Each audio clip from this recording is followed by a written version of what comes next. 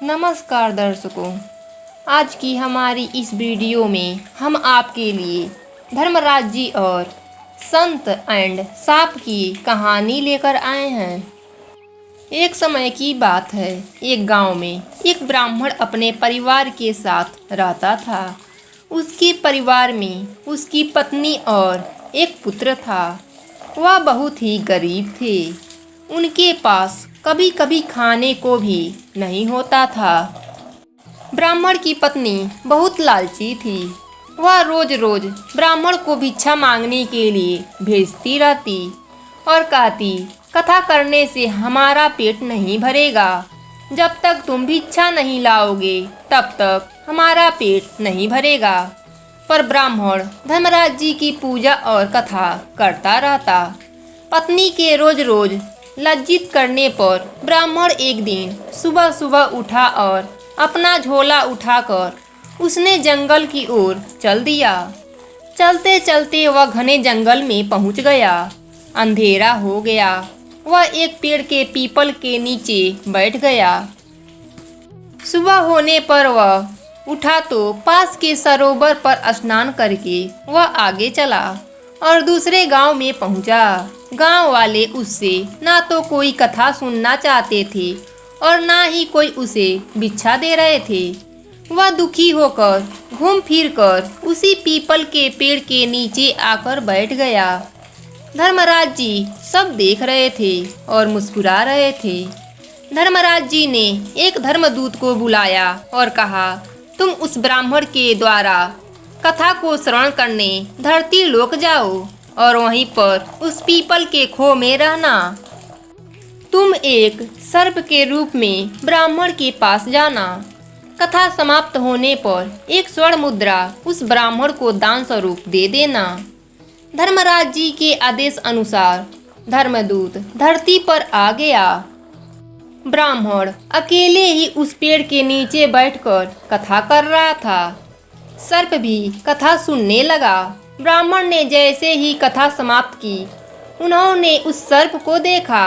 पहले तो ब्राह्मण डरे, पर सर्प ने कहा, मैं तुम्हारे द्वारा कई कथा को सुनने के लिए आया हूँ और तुमने बहुत ही अच्छी कथा सुनाई है, इसलिए मैं तुम्हें दान में एक सोने की मुद्रा दे रहा हूँ।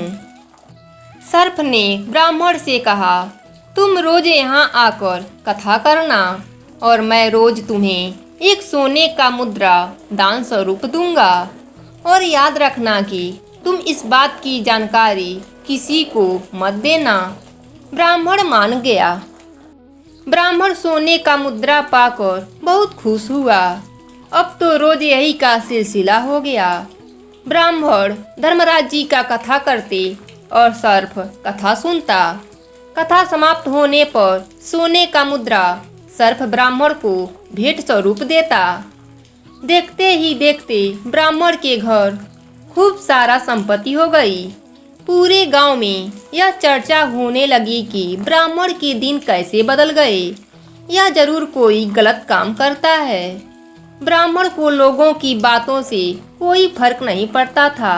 वह नित्य नहा धोकर उस पेड़ के नीचे चला जाता था और धर्मराज जी का कथा प्रेम भाव से सुनाता रहता था। एक दिन गांव की कुछ औरतें ब्राह्मणी के पास आईं और बोली कि आपके पति इतने जल्दी धनी कैसे हो गए? वह रोज कहाँ जाते हैं और रोज उनकी कथा कौन सुनता है? सबकी बात सुनकर ब्राह्मणी के मन में शंका आ गई। उसने शाम को अपने पति से पूछा कि आपको यह धन कहाँ से मिलता है, मुझे भी बतलाइए। ब्राह्मण बोला, तुम्हें इससे क्या मतलब है? ऐसा कहकर ब्राह्मण ने ब्राह्मणी की बात टाल दी।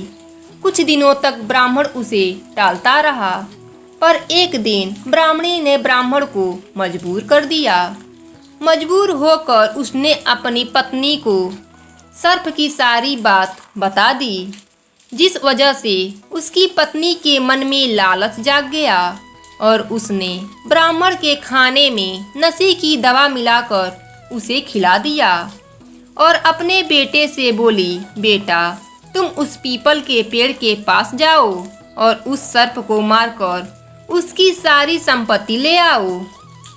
ब्राह्मण का लड़का ब्राह्मण का झोला लेकर वहाँ चला गया और पीपल के पेड़ के नीचे बैठकर कथा करने लगा।